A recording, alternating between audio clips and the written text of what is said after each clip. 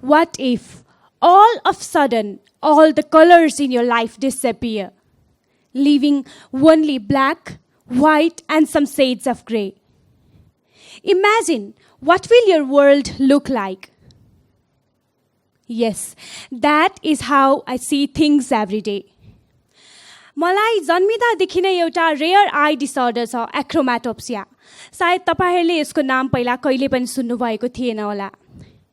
हाम्रो रेटिनामा चाहिँ 10वटा लेयर हुने गर्छ र त्यसमध्ये मेरो रेटिनाको सेकेन्ड लेयरको सेल्सहरू चाहिँ ड्यामेज भएको छ र त्यसले गर्दा मलाई कम्प्लिट कलर ब्लाइन्डनेस छ, अर्थात् म कुनै पनि कलर चिन्न सक्दिनँ.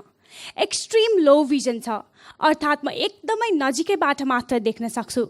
मैले बुक पढ्नु पर्दा मेरो फेस र बुकको डिस्टेन्स 6 सेन्टिमिटर भन्दा पनि कम हुने गर्छ.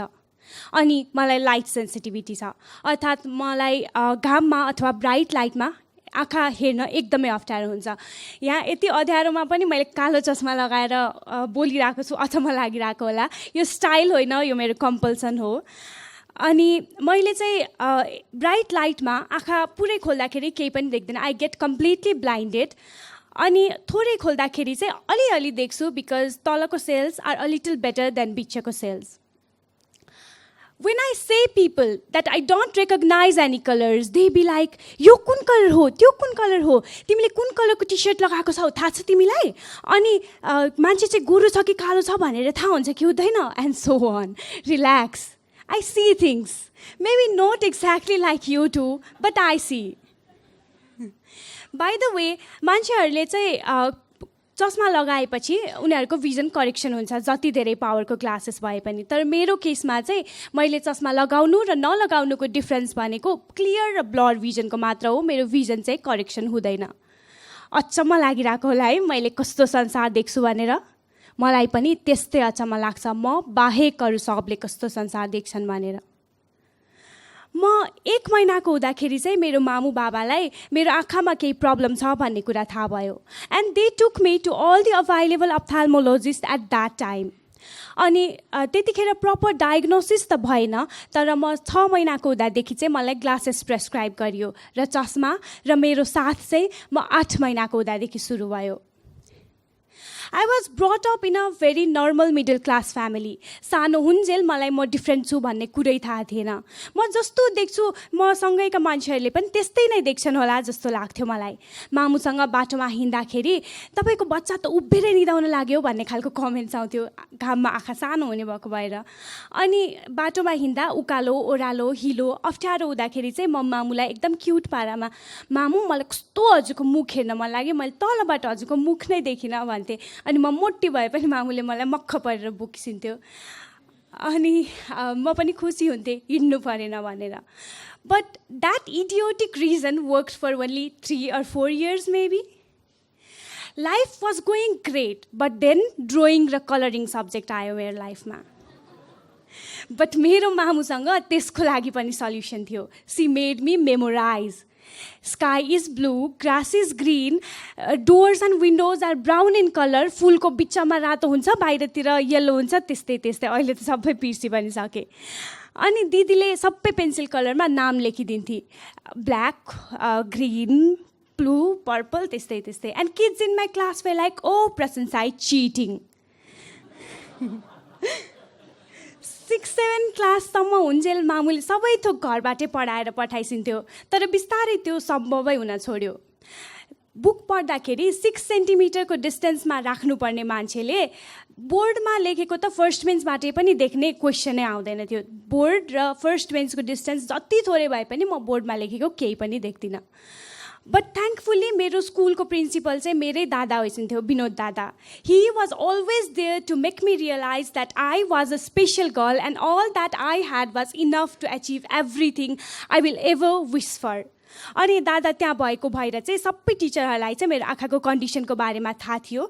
And they gave special attention पढाउँदाखेरि. And I had a great sets of friends. उनीहरूले बोर्डको सबै थोक रिसाइट गरिदिन्थ्यो मलाई. एसएलसी पछि कलेज जाँदा बल्ल मैले थाहा पाएँ कि मैले देख्ने संसार र म बाहेक अरू सबैले देख्ने संसार कति फरक छ भनेर. एउटा एक्स्ट्रा प्रोटेक्टिभ फ्यामिलीमा 16 वर्ष हुर्केर पहिलोचोटि म रियल वर्ल्डमा जाँदै थिएँ. नयाँ साथी, नयाँ ठाउँ, नयाँ कलेज, सब थोक नयाँ। मैले त जिन्दगी पनि पहिलोचोटि देख्दै थिएँ। बेसिक म्याथ्समा डेरिभेटिभ, इन्टिग्रेसन, कम्प्लेक्स नम्बर सब आएसँगै मेरो लाइफको कम्प्लेक्सिटी बढाउन। मेरो साथीहरूलाई पनि सुरुमा मेरो आँखाको प्रब्लमको सिभियरिटीको बारेमा थाहा भएन। And classes were like torture to me. बोर्डमा लेखेको नदेखेपछि सुनेकै भरमा बुझ्न पनि सक्न छोडेँ मैले, किनभने टफ थियो कोर्स। क्लासेसमा चाहिँ म यति हेल्पलेस फिल गर्थेँ कि आई क्राइड इन क्लास। म घर फर्केर पनि रुन्थेँ। And every night I had a single question, why me. पढाइ चाहिँ मेरो लागि एकदमै इम्पोर्टेन्ट थियो, because that was the only way I could be successful जस्तो लाग्थ्यो मलाई। अनि पढाएकै नबुझेपछि मैले जिन्दगीमा के गर्न सक्छु होला र जस्तो लाग्थ्यो मलाई। बट स्लोली 2-3 महिना हुँदै जाँदाखेरि चाहिँ मेरो साथीहरूले मेरो प्रब्लमको बारेमा बुझ्दै जान थाल्यो। And then my college life was absolutely great. त्यसपछि +2 पनि सक्यो। अब के गर्ने भनेर सोच्दाखेरि मेरो 2जना एकदम मिल्ने साथीहरू चाहिँ सिए पढ्न लागिरहेको थियो। अनि यसो सोचेँ, 5 वर्षको मेहनत त हो, त्यसपछि त पैसा छाप्छन् भन्छन्, पढिदिनु पर्यो।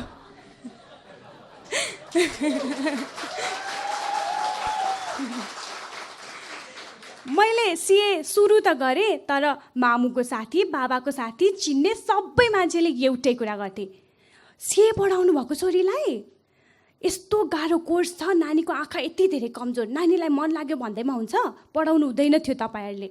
यही कुरा मात्र आउँथ्यो। तर धन्न मेरो मामु, बाबा र दिदी चाहिँ यति धेरै सपोर्टिभ भइसन्छ कि मैले गरेको डिसिजनमा सेकेन्डचोटि आर यु स्योर भनेर कहिले पनि आउँदैन कि। They trust me, my decisions and my calibre.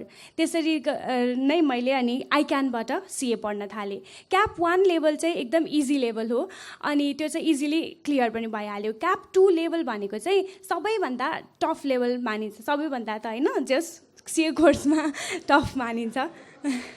त्यो लेभलमा चाहिँ एकदम धेरैले सिए छोड्ने ट्रेन्ड हुन्छ। अनि त्यसमा चाहिँ एकदम ठुल्ठुलो न्युमेरिकल्सहरू हुन्छ, capital budgeting, marginal costing, hire purchase, branch amalgamation, त्यस्तो।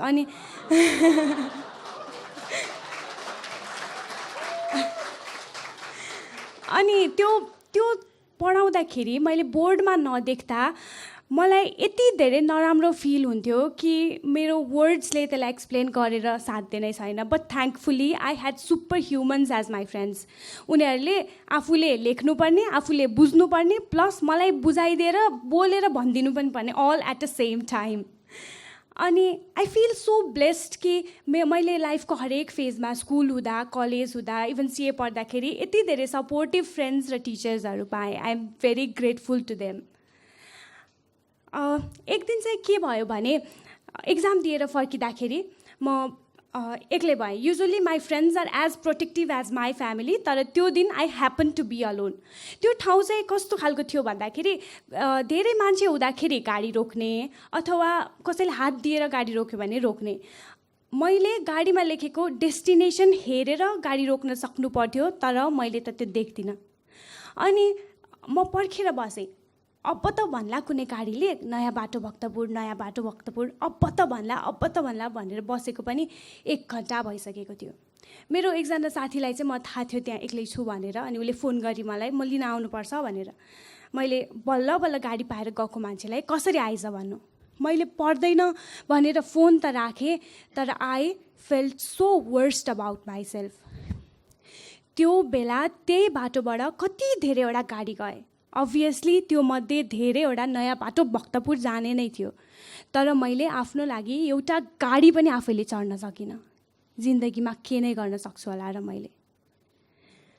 मैले एकछिनपछि धेरै साँझ परिसकेपछि 2जनालाई हेल्प मागेँ। म गाडी चढेर घर त फर्किएँ, तर त्यो दिनसम्म मैले आफूलाई जे सोच्थेँ, जिन्दगीमा जे गरौँला भन्ने थियो आफूलाई, सबै थोक गाडी चढ्नु अगाडि नै छोडेर आएँ।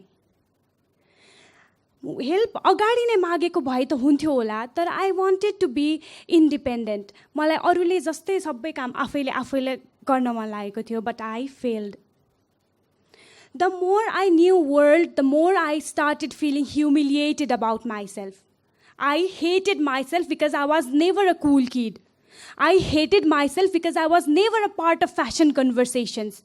I hated myself because I could never understand the shades of pink, purple, blue, or any other colors. I hated myself kinaki people thought I was rude and arrogant because I did not smile or waved back at them. When the fact is that I cannot recognize you and your expressions until you are very, very close to me. I hated myself किनकि मलाई बाटोमा हिँड्दा उकालो ओह्रालो हिलो केही पनि थाहा हुँदैन and I have to follow the footsteps of other people. I hated myself किनकि I have to wait for minutes for someone to come so that they will cross the road and I shall follow them because I cannot estimate the speed of vehicles. I hated myself because people judged me. I hated myself because people passed stupid comments about my black glasses, about my low vision, or about my eyes which can hardly open in the sunlight. I just hated my eyes. I hated myself for who I was. And one fine day, मेरो एकजना एकदम मिल्ने साथीले चाहिँ भने, ओइ मैले आँखा चेक गराइरहने डाक्टर चाहिँ एकदम राम्रो हुनुहुन्छ, एकचोटि जाने हो कि? मैले हुन्छ भने अनि I finally got the appointment after 2 months. Finally एपोइन्टमेन्टको डेट आयो. म गएँ त्यहाँ मामुसँग. अनि पहिला चाहिँ he asked about the symptoms. मैले सबै थोक एक्सप्लेन गरिसकेपछि चाहिँ he asked in a very polite way, अनि नानी के पढ्दैछौ? I replied with a big bright proud smile on my face, CA पढ्दैछु.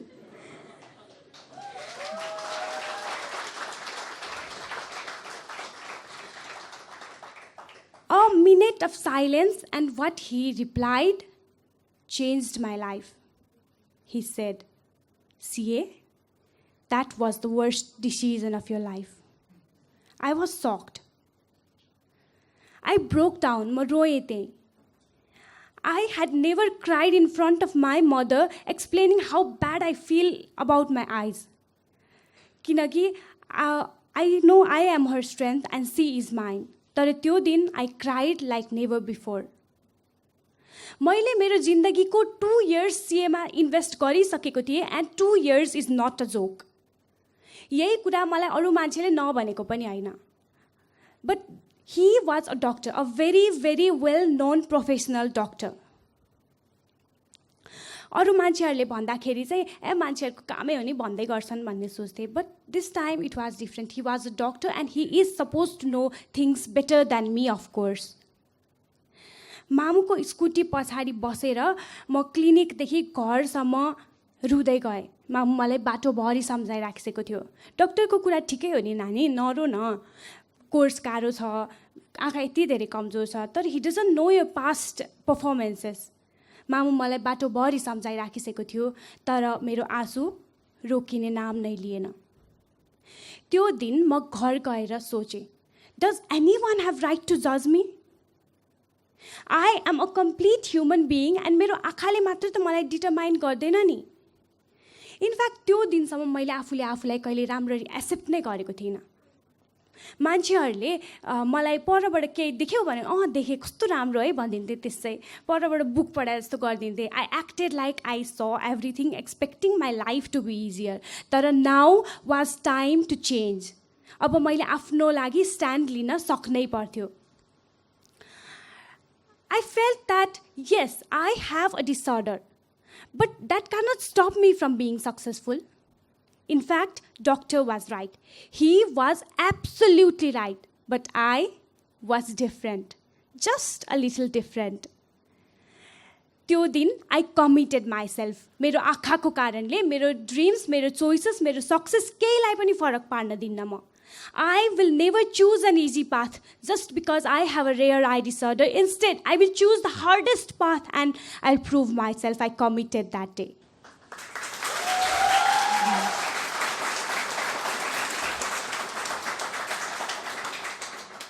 मलाई यो कुरासँग कोप गर्न धेरै टाइम लाग्यो. तर once I did, my life completely changed. I started loving myself. I started believing in myself, and here I am today, a CA finalist.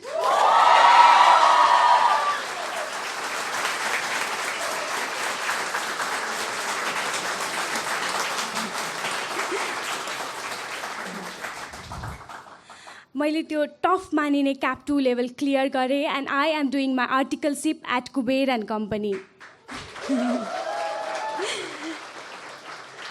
I would like to thank each and every member of Kuber and Company for not judging me, for believing my abilities, and for showering so much of love.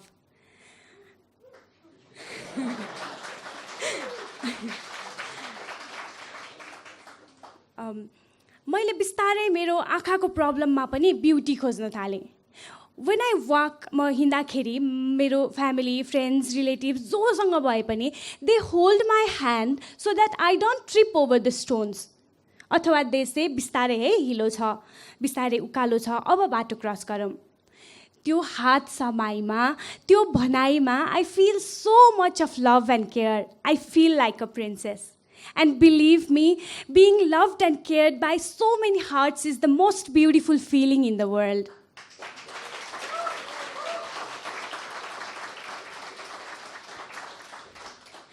मैले अरू सबैले जस्तो संसार देख्दिनँ. So what, हजुरहरू सबजनाले पनि त मैले जस्तो संसार देख्नुहुन्न नि.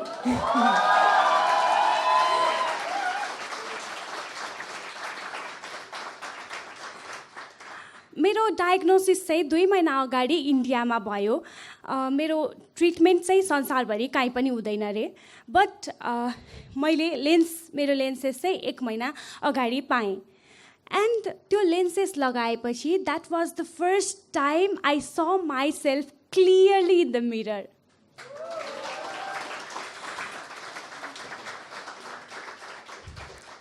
पहिला मैले ऐना हेर्दाखेरि चस्मा लगाएर हेर्दा चस्मा लगाएकै म देख्थेँ, चस्मा नलगाइ हेर्दा ब्लर म देख्थेँ.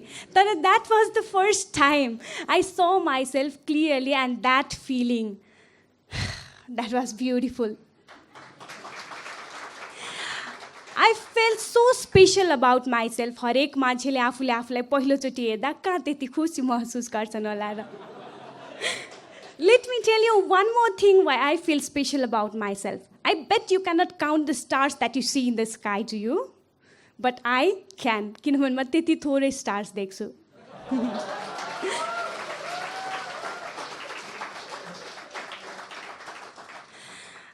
एउटा लो भिजन डिभाइस हुन्छ मोनोकुलर भन्ने, अनि त्यो चाहिँ म 12 हुँदाखेरिदेखि नै मैले पाइसकेको थिएँ. बट त्यो बेला आई नेभर युज इट के, कहिलेकाहीँ यसो देखाउनलाई जस्तो लाग्दैथ्यो, तर I never use it properly. अनि त्यो इन्सिडेन्ट पछि अहिले म CAP 3 को क्लास लिइरहेको छु. And Vidur sir is here, thank you very much Vidur sir. And त्यो क्लासमा चाहिँ 45 जना स्टुडेन्ट्स छन्. तर अहिले मलाई अलिकति पनि फरक पर्दैन कसले मेरो बारेमा के सोध्छ भनेर. I use it, I feel so happy and independent. आफैले म पढाएको बुझ्छु, बोर्डमा लेखेको सबै आफै हेर्छु, and that feeling is so beautiful. मैले अचेल अरूको अगाडि फेक गर्न नि छोडिसकेँ क्या. मान्छेहरूको अगाडि पनि म नजिकैबाट बुक पढिदिन्छु. I love myself so much that what people think about me is none of my concern anymore. Yes, I am different, so people will notice me and that is completely okay.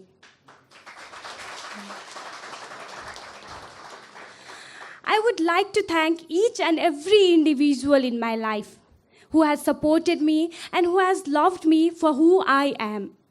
And I would especially like to thank that doctor. यदि त्यो दिन म त्यहाँ डक्टरकोमा नगएको भए अनि उहाँले मलाई यो सब कुरा नभन्नु भएको भए, I would never have loved myself. I would never be proud of who I am. I would never find happiness in small little things. त्यो दिन I went to the doctor expecting my eyes to get sight. Instead, I got the vision for life. Thank you.